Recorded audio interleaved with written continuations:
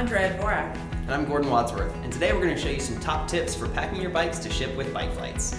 Whether you're traveling for a race, for a bike tour, for work, or for vacation, these simple methods will help make sure your bike travels safely from door to destination.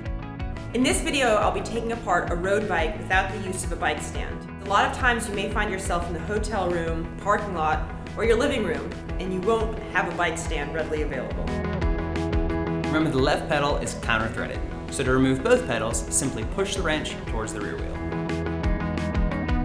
Before removing your seat post, be sure to mark your saddle height with either electric tape or a marker to make sure it's the same height when you put it back together.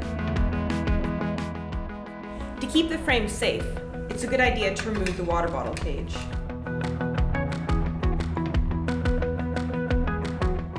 Make sure to protect your bike from any dings or scratches. You can use foam, towels, or even old t-shirts as padding. Use tape or zip ties to secure the foam to your frame. You can never have too much padding. Make sure to wrap your bars so they don't scratch your frame. There's several ways to take apart the front end of the bike. My preference is to keep the stem and handlebars connected and to just remove the entire cockpit from the steer tube. To keep your fork from dropping out, simply replace the stem cap and the bolt back into the steer tube. It's easy to forget about your rear derailleur, but removing it protects it from bends and breaks that'll keep you shifting smoothly when you put your bike back together. After taking your wheels off, remove your skewers.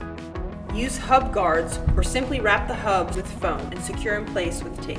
To protect your frame and your bike box or bag from the sharp edges of the cassette, wrap your cassette with a rag and secure it in place with a bungee. To make sure you have everything you need to put your bike back together again, put all of your small parts in a plastic bag. You're going to need these on the other end of your trip. Now that we have everything taken apart, we can pack it all up. Getting the bars into the box can be tricky, but it's important to remember to keep the shifters facing in relative to the outside of the box. It's a really good idea to pack your frame with axle spacers you can get from your local bike shop or from bikeflights.com. To make sure that they don't fall out, secure them in place with tape.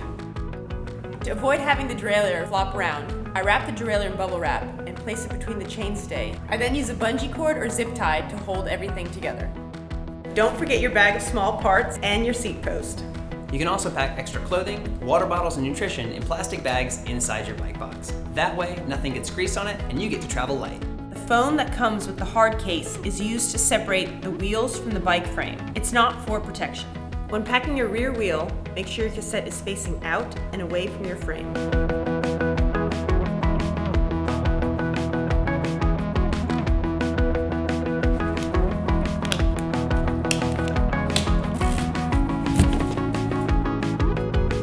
And there you have it. You're ready to ship your bike. Now it's time to head on over to bikeflights.com for more helpful packing videos, packing materials, bike boxes, tools, and of course, print a shipping label for your next trip.